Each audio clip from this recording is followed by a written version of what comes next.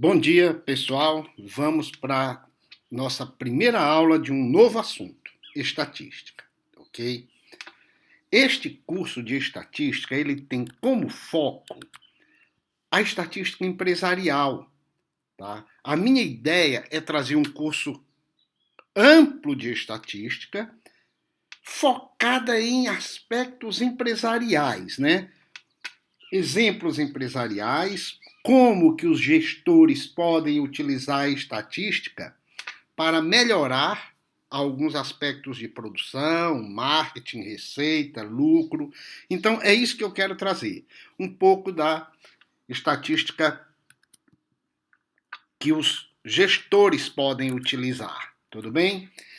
Então, hoje é 25 de outubro de 2016, aqui em Curitiba, são, nesse momento, 10 horas da manhã, mais 22 minutos, temperatura de 20 graus aqui em Curitiba, céu nublado, como na maioria dos dias, ok?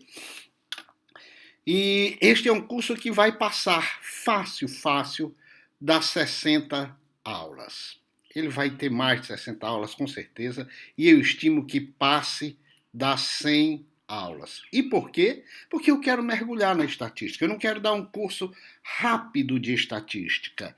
Eu quero dar o curso de estatística, o melhor que eu puder fazer. Não sou formado em estatística, eu sou alguém que estudou muito estatística em função dos estudos que eu fiz ao longo da minha carreira. No final dessa aula eu vou falar um pouco de mim e você vai, se quiser ir até lá ao final, vai poder me conhecer um pouco, tá ok? Eu quero te mostrar o nosso programa, né? O que é que nós vamos ter? Então, esse curso vai ter 3 partes. A primeira parte é essa que você está vendo aí, que vai até testes de hipóteses, né? Está aqui o nosso programa. Coleta de dados, né? Coleta de dados, vamos lidar com a amostragem, a organização dos dados, tabelas e gráficos, medidas descritivas, média, mediana, moda, aquelas que você já sabe. Vamos estudar probabilidade, parte básica da probabilidade, depois as distribuições de probabilidade, as distribuições de amostragem, os intervalos de confiança, para você entender por que dizem que na pesquisa eleitoral essa pesquisa, esses dados têm 95% de confiança. Então, o que é isso? O que é essa confiança, né? Com 2 pontos para mais ou para menos, 4 pontos para mais ou para menos. E vamos encerrar com o teste de hipóteses, tá ok? É importante que você saiba que a estatística é muito útil no ambiente empresarial, tá ok? Lá dentro das empresas, eles precisam tomar decisões dentro das empresas. Eu trabalho com consultoria operacional e consultoria na área financeira e a gente vê que a tomada de decisão é diária, né? Só que eles têm também seus planos estratégicos em que eles fazem planejamentos para 1 mês, 1 ano, 2 anos, 5 anos, né? E ainda fazem algum jogo de adivinhação para 10 anos, tá? Tudo isso para saber a alocação de orçamento, de despesas, de entrada de dinheiro, saída de dinheiro.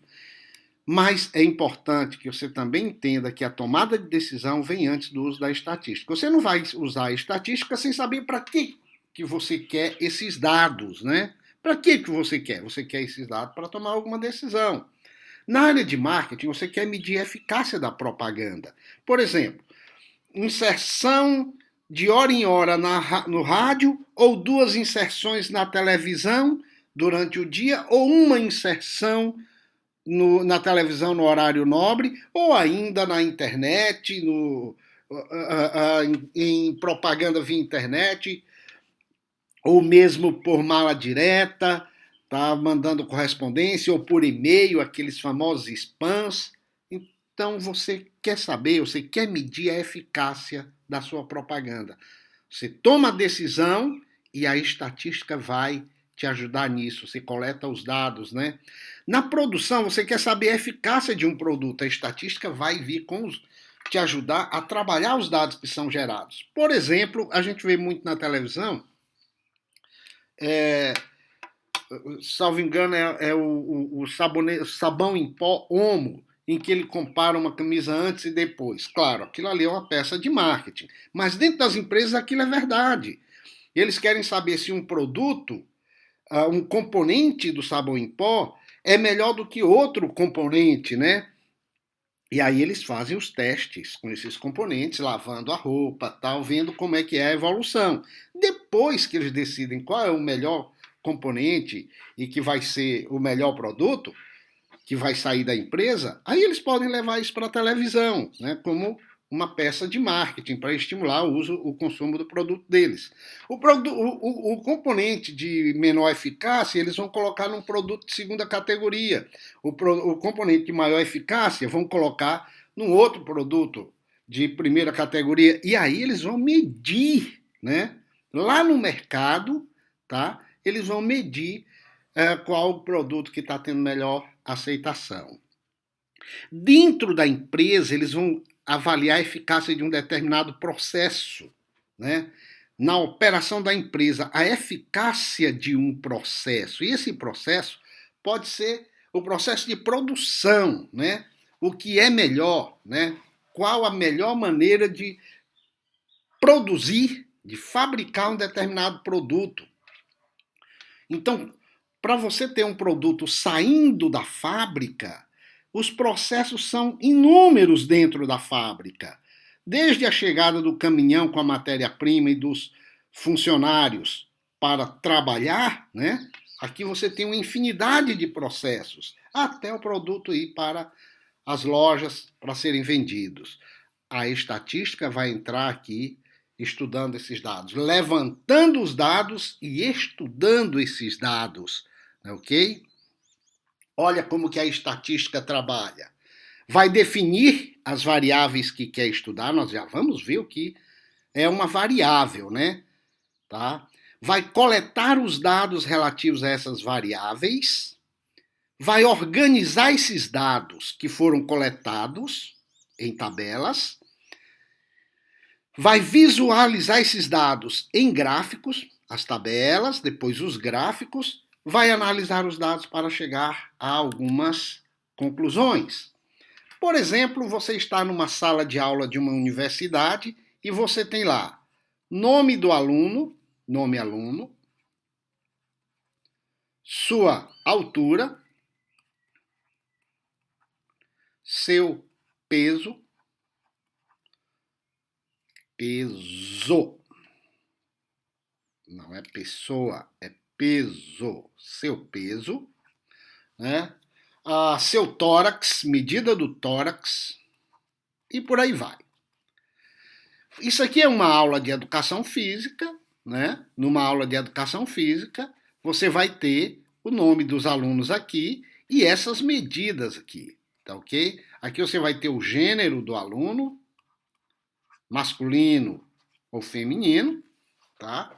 E vai ter essa tabela preenchida. Veja só, estes componentes aqui da tabela é o que nós chamamos de variáveis. Isso aqui é uma variável altura. A variável altura será alimentada por dados. Está aqui a minha altura, 1,70 m, 1,88 m, 1,53 m, essa é a altura da minha mulher. 1,53 m. O peso, 74 quilos, olha aqui o meu peso, né? E 53 quilos, o peso da minha mulher. Então aqui você vai ter essa tabela, isso aqui são dados, ó, dados. A variável peso alimentada por dados. Dá para entender a diferença entre variável e dado? O dado é aquilo que vai alimentar uma variável. Você vai coletar esses dados, tá? Para alimentar as variáveis. Cada linha desta em uma tabela Nós chamamos, na boa teoria dos bancos de dados, nós chamamos isso de registro. É um registro completo, tá? Onde você tem o nome, altura, peso, tórax e gênero.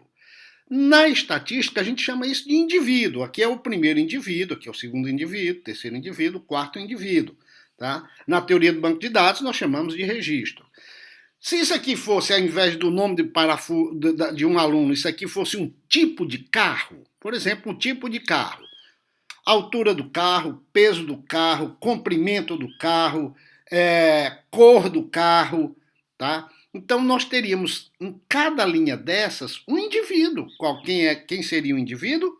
Cada carro. O carro, por exemplo, a BMW X1, o Audi A3, a Mercedes GLA 200, ok? A altura do carro, você teria a altura do carro, o peso do carro, a potência do carro, o torque, a cor. Então, cada linha caracterizaria um indivíduo, tá? Na teoria do banco de dados, seria um registro. Aqui seria nome do carro. O nome do carro é uma variável, e aqui são os dados que alimentam a variável. Entendido isso? Pois bem, lá na estatística, você vai definir as variáveis. Está aqui, ó, nós definimos nome do carro, altura do carro, peso do carro, tipo de pneu que usa, né? Tipo de pneu, tá? A largura do pneu, a banda do pneu. Aí você vai, depois de definir as variáveis, né? Primeiro você tem que definir, tomar uma decisão, né? Qual o carro que está vendendo menos ou está vendendo mais, qual o carro que você gostaria de comprar para ter na sua locadora de automóveis. Então você levanta esses dados aqui, tá ok? Você vai levantar os seus dados. Aí vai coletar os dados relativos a cada uma dessas variáveis. Vai organizar os dados, vai preparar as tabelas. Quando você coleta esses dados, você está lá na revista Quatro Rodas, levantando o nome dos carros, tá ok? Ou você está indo para a rua pesquisar com as pessoas, né? Perguntar aos proprietários dos carros. Você sabe quem é que tem uma BMW X1? Você vai lá. Me empresta o manual do teu carro, posso ver o manual para ver a altura, o peso, o torque, tal. Qual é a cor do teu carro? Qual a sua opinião sobre ele? Você está coletando os dados, né? Ou você pode conversar com as pessoas diretamente, você vai lá conversar com elas, ou você usa os dados da Quatro Rodas, de uma revista especializada. Depois de você ter isso, você vai organizar os dados, vai montar suas tabelas. Como eu montei uma tabela, grosso modo aqui, está montada a nossa tabela, né? Montou a tabela, você vai começar a preparar os gráficos, né? Do torque do carro, né? Você vai, dependendo do tipo de dado, você vai montar uma tabela, né? Você vai montar um gráfico. Um gráfico de vendas normalmente é uma linha assim, né? Um de volume, quantidade vendido do X1, quantidade vendido do Audi A3. Você vai ter um gráfico de barras, assim, né? Em que quanto mais alto a barra, mais vendas houve daquele carro. E aí você vai analisar esses dados e tirar suas conclusões. Veja só, você pode coletar os dados de várias formas para que eles alimentem variáveis, né? Nome do carro, torque do carro, potência do carro. Então, você pode fazer isso através de um questionário, né? Você vai lá conversar com o dono do carro, com o questionário, os itens do questionário vão alimentar as variáveis. Pesquisa agroeconômica. Você vai, dependendo aqui da situação, você vai levantar algumas informações sobre o peso, a tonelada de milho por hectare, quantas toneladas de milho por hectare, qual a produtividade daquela região. Tudo isso são dados que vão alimentar as variáveis, tá ok? Então, isso que é importante na mídia de saúde em diversas áreas. Você vai coletar o índice de massa corporal, aí, o nível de hipertensão, se tem, se não tem, tudo isso alimentar variáveis Para que tudo isso? Pesquisas gerando dados que estão alimentando variáveis. Para que tudo isso? Ora, para tomar decisões, né? É para isso, não é só para montar uma tabela e enfeitar com um gráfico, enfeitar uma parede. Tudo bem? E aí você lida com os diversos tipos de variáveis, né? Quais são essas variáveis? Olha aqui, ó. Nome do carro, né? O nome do carro, deixa eu limpar isso aqui. Tá aqui, ó. Carro. O nome do carro, o BMW X1, Audi A3, GLA, Mercedes GLA, tá ok? A potência do carro, potência,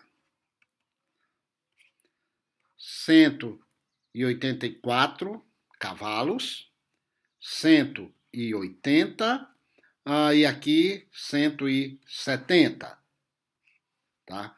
Cor, branca, azul, cinza, tá? Então, isso aqui você vai pegando os dados e alimentando as variáveis. Que tipo de variáveis nós temos? Vamos dar uma olhada aqui. Variável numérica. Variável numérica é aquela que gera número, né? Que o resultado é um número. E a variável categórica, que não é um número, a variável categórica, ela é uma classificação, é uma característica dessa variável, desse objeto que será levantada. Por exemplo, cor, branca, azul e cinza. Isso aqui não é um número, isso aqui é uma característica. Então, isso aqui é uma variável categórica, ó, variável categórica. Tá? Variável numérica. A potência do carro é uma variável numérica. Tudo bem? São números que eu coleto e que eu posso fazer contas com ele.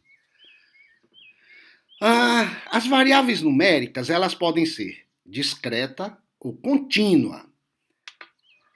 Variável discreta é aquela que resulta de contagem em um número inteiro. Quantos alunos tem na sua sala de aula? 25. Isso é uma variável discreta porque gera um número inteiro. Quantidade de portas. Portas. 5,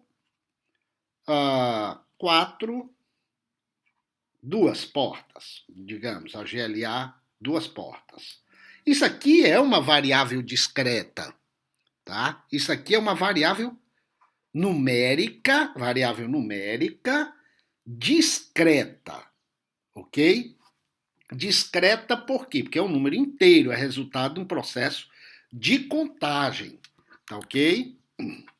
Variável contínua, ela resulta de medições, né? Resulta de medições. Por exemplo, de 0 a 100 km por hora. Em quanto tempo ele faz? Este aqui faz em 7,23 segundos. O A3 faz em 8,01 segundos. Este aqui faz em 8,43 segundos. É uma medição, você está medindo a velocidade.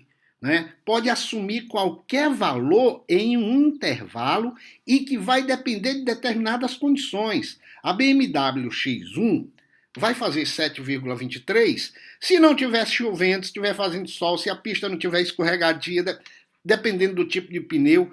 O Audi A3 poderá fazer até 6,9 segundos, de 0 a 100 em 6,9 segundos, se as condições forem mais favoráveis, tá ok? E pode assumir qualquer valor dentro de uma faixa, não é um valor inteiro, sempre. Agora, você olha para a BMW X1, você vê as 5 portas sempre. Pode estar chovendo, a pista pode estar escorregadia, pode não ter ninguém dentro do carro, pode estar pesado, pode estar leve. Tá? Então, isso aqui é uma variável numérica discreta, porque resulta de contagem. Aqui é uma variável numérica, nós temos um número, resulta de uma medição e é chamada variável numérica contínua. Nas variáveis categóricas, você vai ter nomes, né? Classificações, características. Ela pode ser nominal ou pode ser ordinal. Ela será nominal quando for apenas um nome dado àquela. O dado que alimenta a variável for um nome, for uma característica. Por exemplo, cor do carro. Cor branca, cor azul, né? Cor cinza. Isso aqui é nominal, é apenas um nome que é dado. Tá ok? Que tipo de literatura você prefere? Aí você tem lá os tipos: aventura, romance, biografia, imaginação, né? Como Game of Thrones, é uma mistura de imaginação com aventura. Tá? Então, apenas um nome. Na ordinal, na variável categórica ordinal, você tem não só o nome, mas uma classificação. Tem uma ordem de grandeza. Aqui você não tem ordem de grandeza na nominal. Que tipo de fruta você prefere?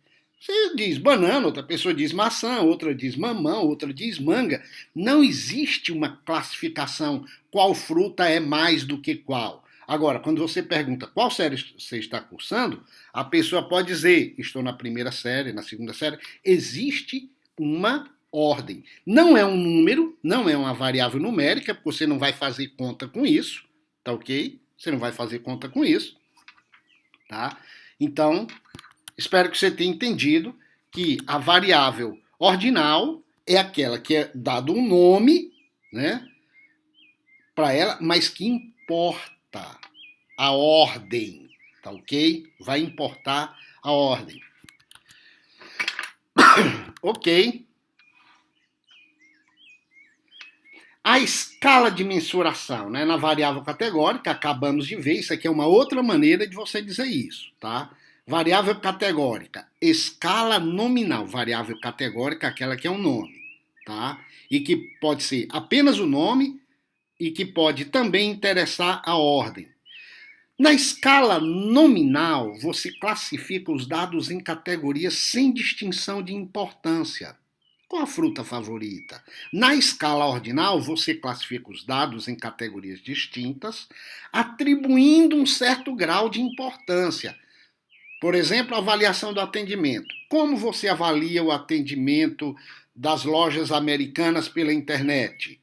Excelente, regular, médio, ruim, péssimo. Veja que não é número, não envolve número. Poderia até envolver um número, você atribuir 1, 2, 3, 4 ou 5 para cada um desses, mas não ia fazer conta com isso.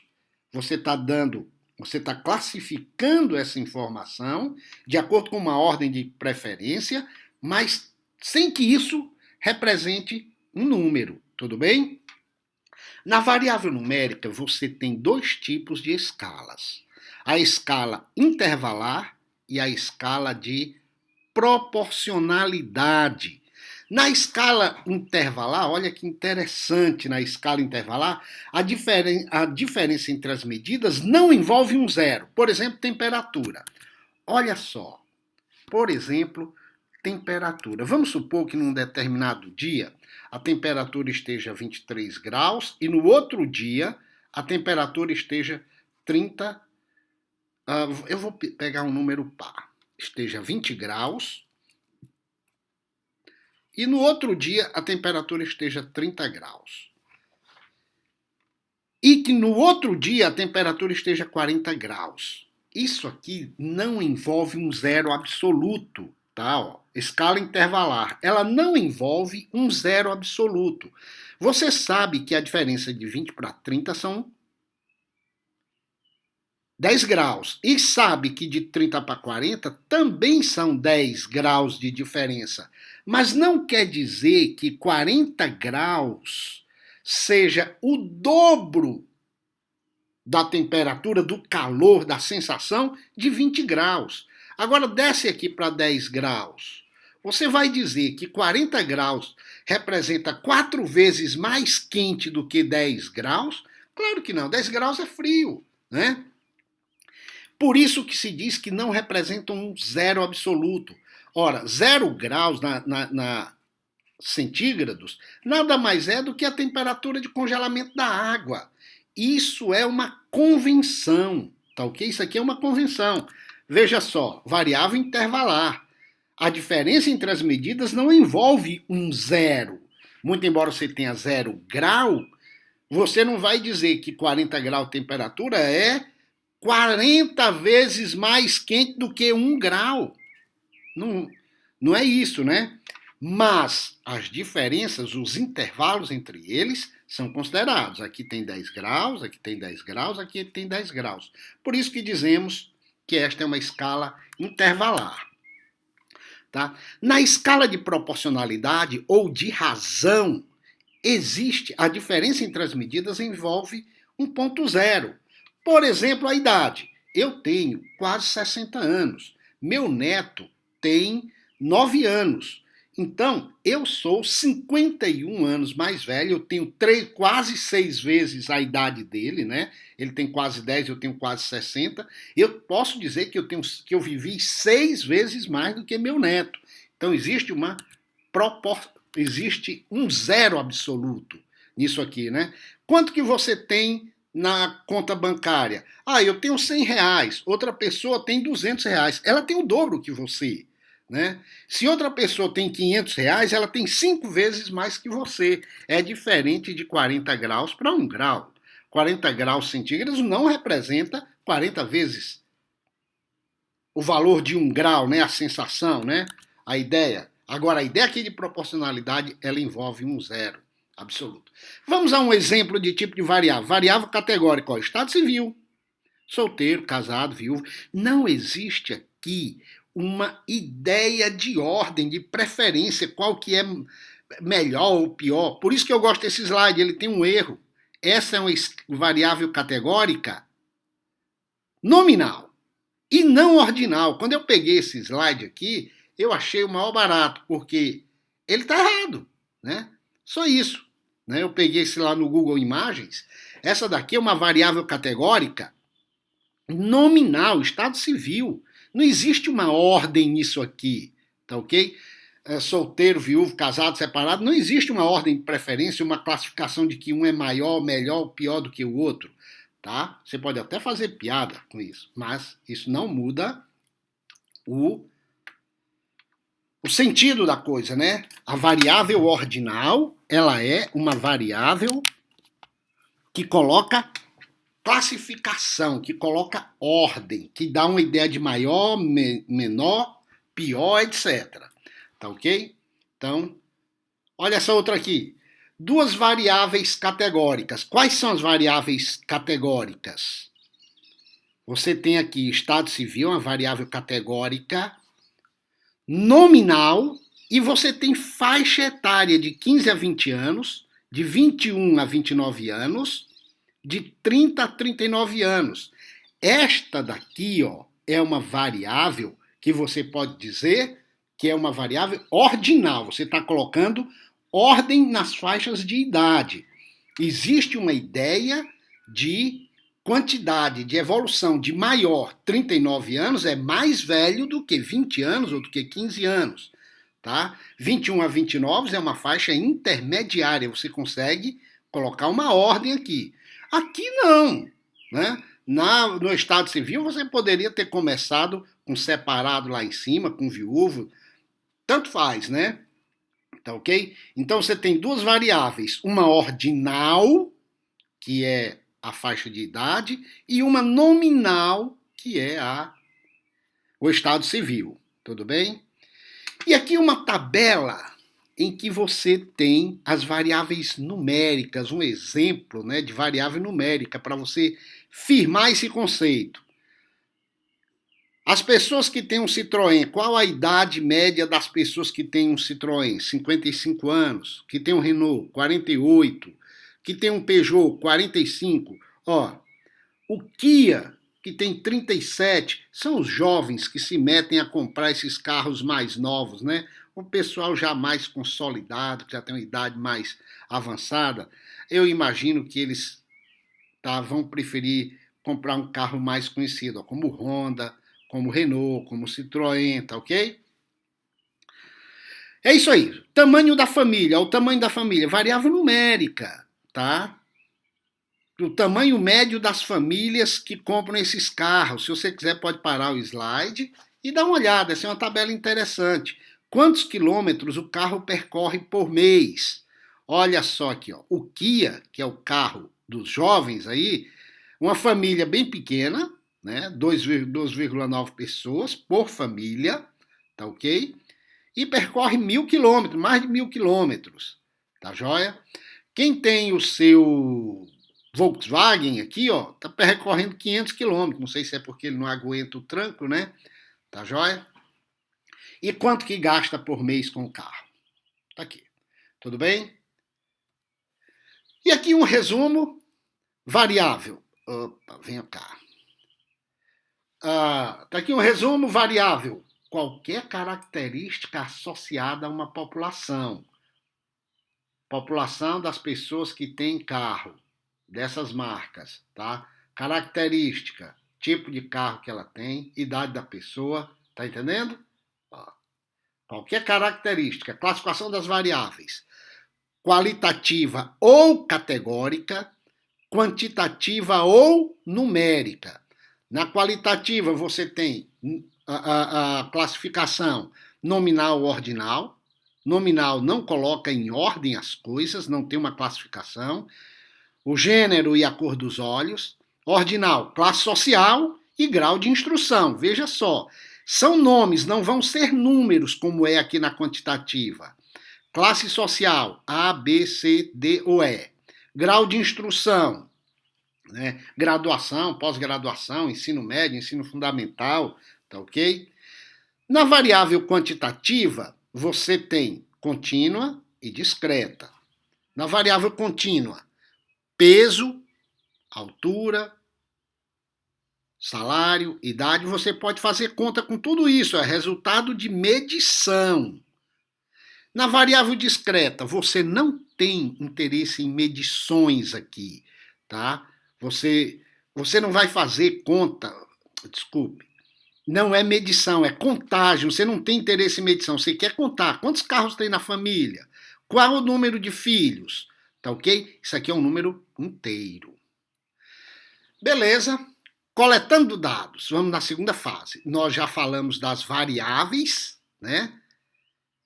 E agora nós vamos jogar os dados dentro dessas variáveis, definindo. Agora que a gente acabou de definir as variáveis, né, vamos partir para a coleta de dados. Quais são os tipos de fontes de dados? Você tem a fonte primária e a fonte secundária. Fonte primária é quando você mesmo coleta os seus dados. Aí você vai na casa da pessoa, pergunta quantos filhos ela tem, você mesmo, qual o tipo de carro, né, quanto que você gasta por mês por carro, você está gerando os dados. Fonte de dados secundário é quando você coleta esses dados já pronto. Outra pessoa coletou para você.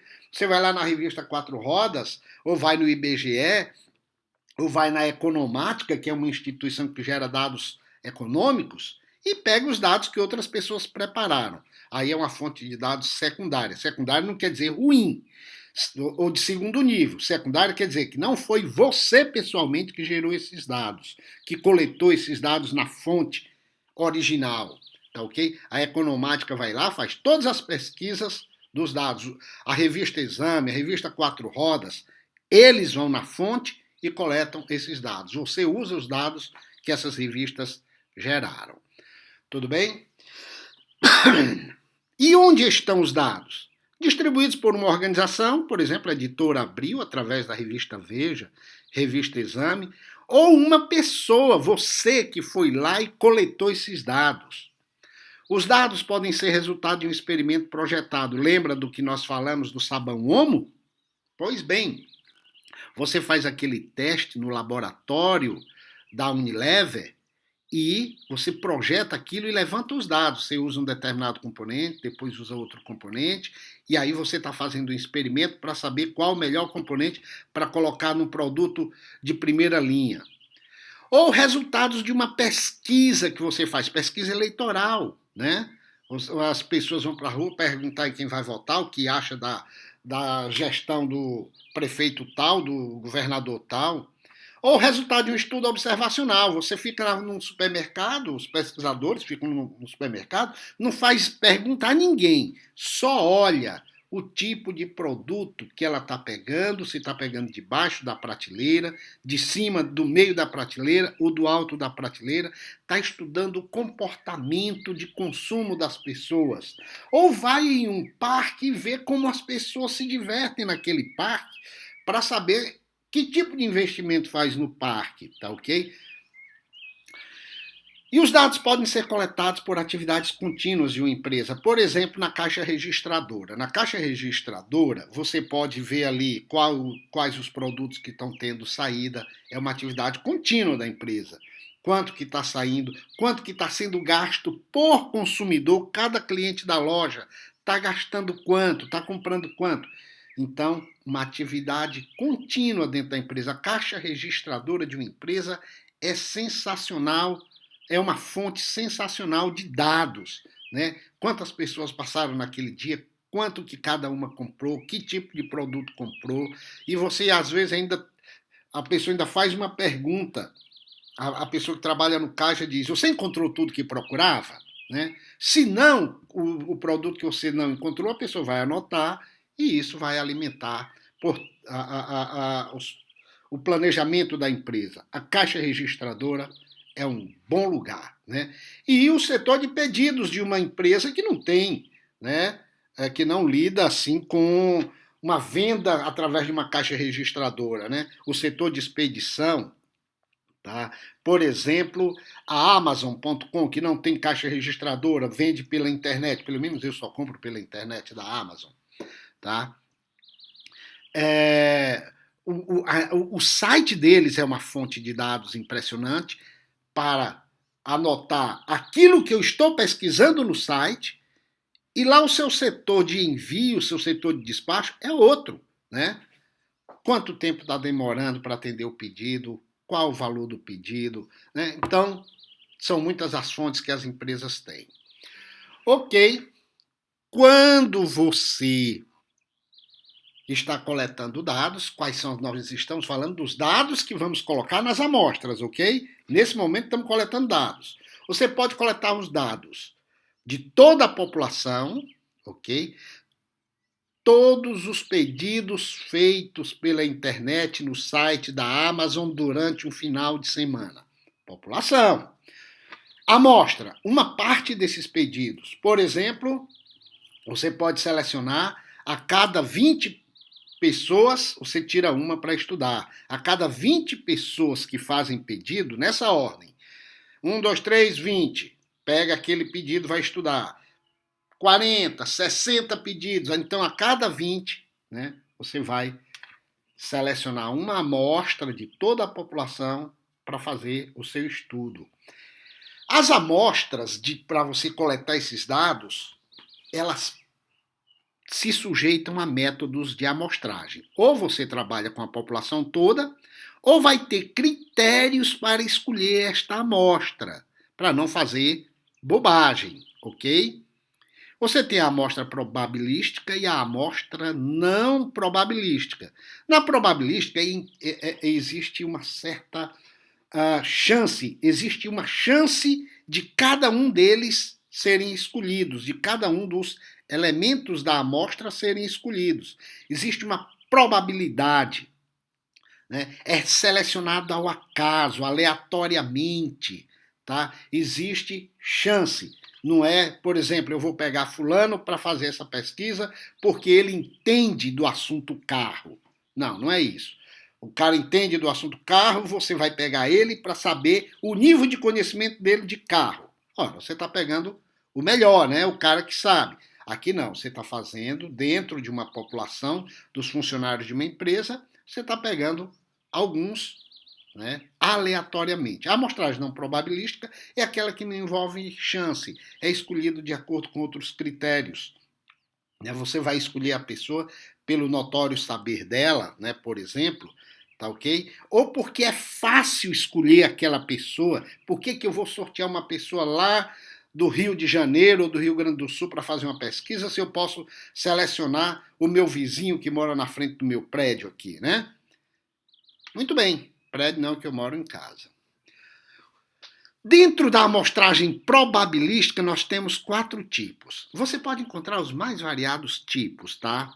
Na pesquisa, nos livros que eu estou usando, e que se eu me lembrar eu falo deles, tá? Nos livros que eu estou usando, aliás, eu sou obrigado a falar, depois eu falo. Nós temos, na amostragem probabilística, nós temos amostra aleatória simples, amostra sistemática, amostra estratificada e amostra por conglomerados. Vamos ver o que é isso? Na amostra aleatória simples, você usa números aleatórios para selecionar itens em uma lista. Meu Deus, o que são números aleatórios? Números aleatórios, deixa eu pegar aqui a minha... Se o site aqui tá legal. Tabela de números aleatórios. Tabela de números aleatórios. É isso aqui, ó. Tem aqui uma tabela de números aleatórios. Eu vou pegar essa aqui que fica melhor. É isso aqui. Você usa uma tabela dessas para selecionar pessoas. Digamos que você tenha lá 10 pessoas, numa população de 10 pessoas, e você quer selecionar 3. Você escolhe na base do... aponta o lápis para um determinado ponto da tabela, por exemplo, caiu o lápis aqui, número 5. Aí você quer selecionar 3 pessoas. Você vai selecionar o 5, a pessoa número 4 e a pessoa número 9. Veja que antes de selecionar a pessoa 5, 4 e 9, você tem que ter colocado o nome dessas pessoas numa lista, que a gente chama de grade às vezes. A lista da população, ok? Você relaciona as pessoas em uma lista, pessoa 1, 2, 3, 4, 5, 6, 7, 8, 9, 10. Tá aqui, ó. José, Maria, João, Pedro, Teresa e por aí vai. Aí você, para selecionar aleatoriamente, uma amostra aleatória simples, em que todos têm chance, você chega na tabela, aponta para um determinado número, 1. Aí você decide que vai pegar os 3 próximos para baixo do ponto em que você apontou o lápis. Então você vai pegar 5, 4 e 2. Então você vai pegar a pessoa número 5, pessoa número 4, pessoa número 2. Ok? Então, é assim que você usa a tabela de números aleatórios. Existe chance igual de cada um ser eleito, de cada um ser escolhido. Claro, você poderia colocar esses números num chapéu, numa caixa, sei lá, balançar esses números anotados em um papelzinho e tirar. Também isso é aleatório, tá ok? É uma maneira de trabalhar. A amostra sistemática, ela é diferente, tá, da amostra aleatória. Na amostra sistemática, o que acontece?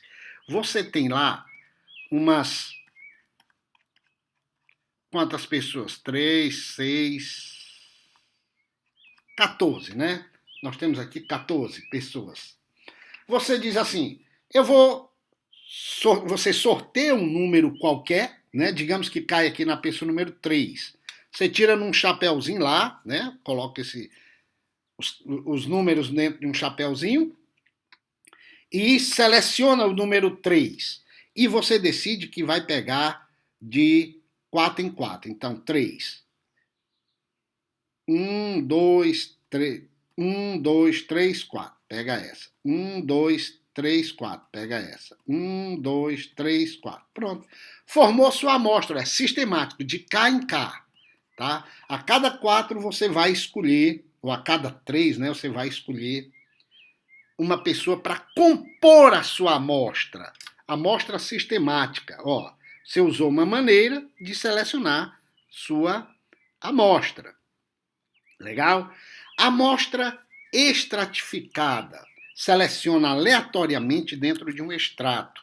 Como que é isso? Você tem a quinta série, a sexta série, a sétima série e a oitava série. Você tem masculino e feminino. Na quinta série você tem 10 e 10, 12 e 11, 18 e 13 alunos, né?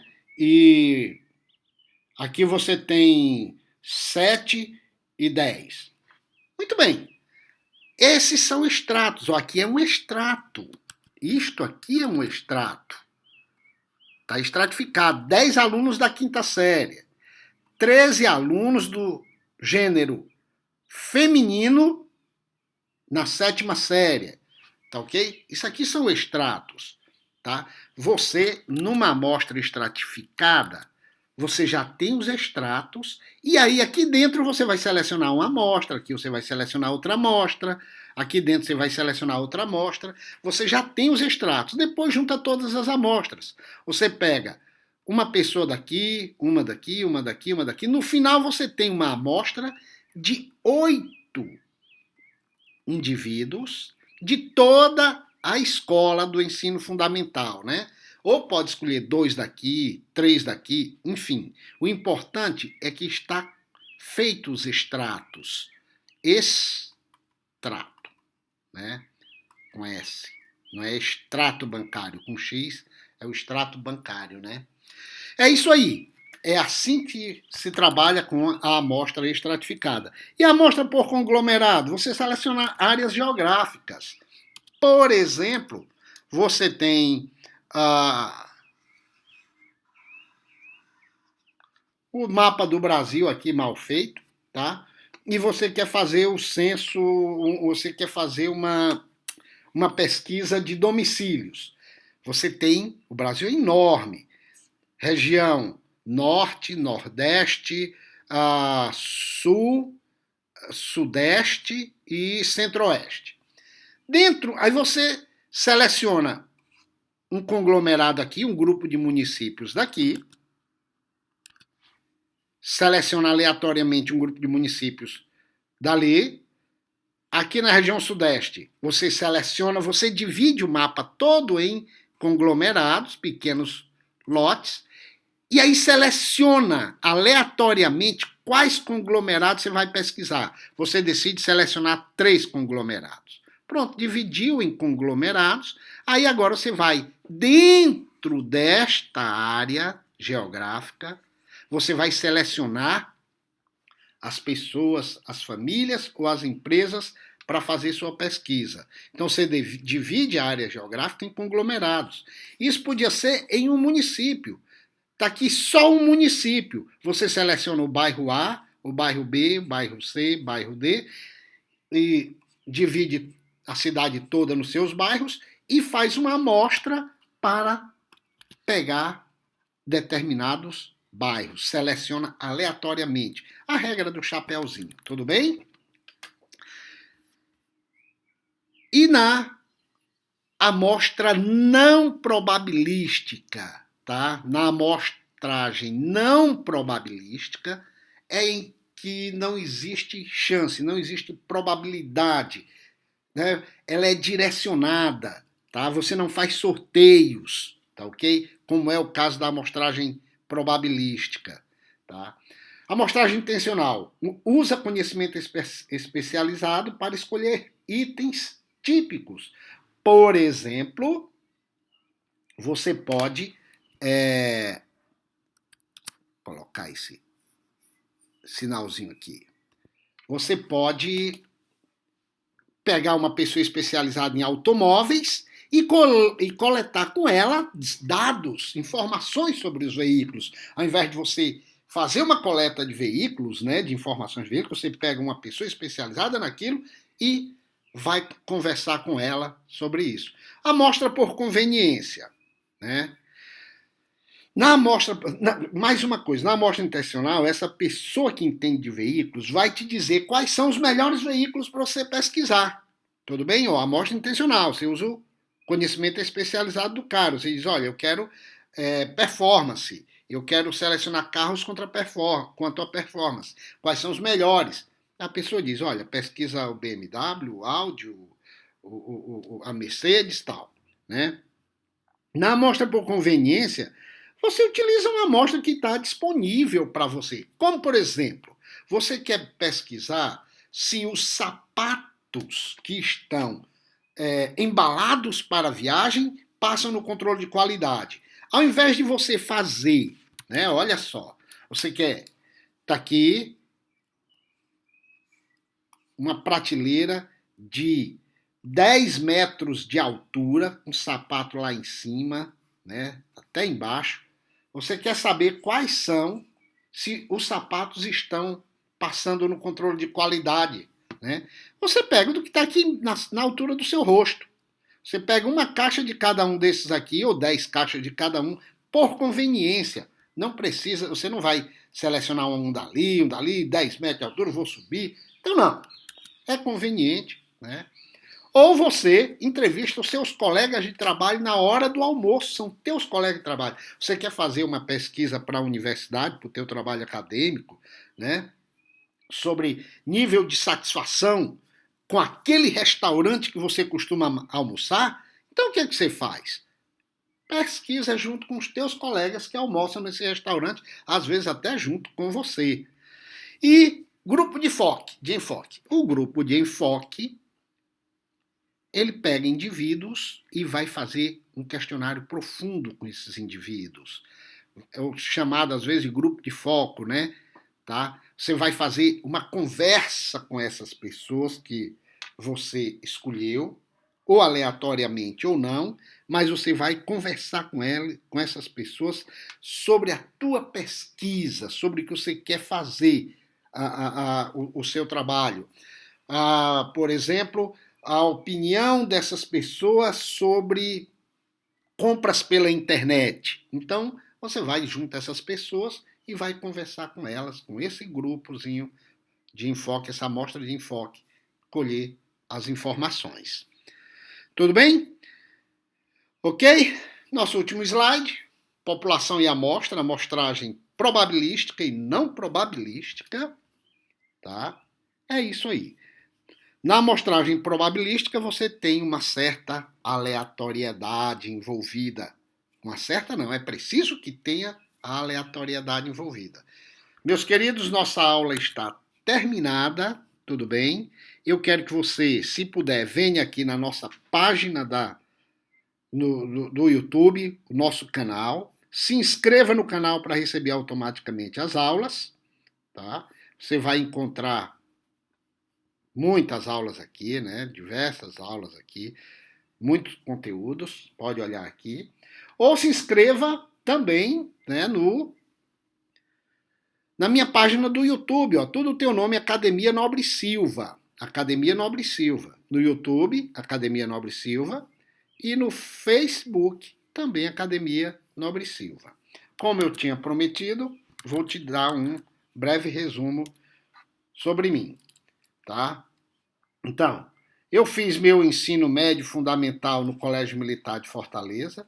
Depois fui cadete da AMAN até a metade do segundo ano, de onde eu saí e fui fazer administração em Brasília. Depois aí entrei nos Correios. Nos Correios eu fui gerente de algumas áreas e chefe intermediário em outras áreas dos Correios, área de operação e também área de apoio. Tá? Depois disso eu entrei na Receita Federal, onde eu fui analista tributário durante muitos anos. Tá? Fiz o concurso lá em 94, fui analista tributário dos Correios, tá? Da Receita Federal. E depois eu fiz faculdade de contabilidade em Curitiba, tá? Curitiba. Depois fiz pós-graduação em Finanças e Contabilidade na Universidade Federal do Paraná, pós em Finanças e Contabilidade. Depois eu fiz um mestrado executivo na Fundação Getúlio Vargas, tá? Com ênfase em finanças. Eu tenho hoje 59 anos, estou quase chegando aos 60 e tenho um infarto. além desse infarto, eu tenho uma enorme alegria em dar aulas, distribuir conhecimento.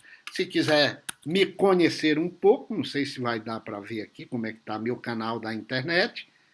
Eu sou esse cara que eu, com minha esposa, tá aqui a gente se divertindo por aí, tá ok? Então, esse cara sou eu. É isso aí, queridos. Um grande abraço, até o nosso próximo encontro e espero ver vocês e continuar com essas aulas mais para frente. Valeu, tchau!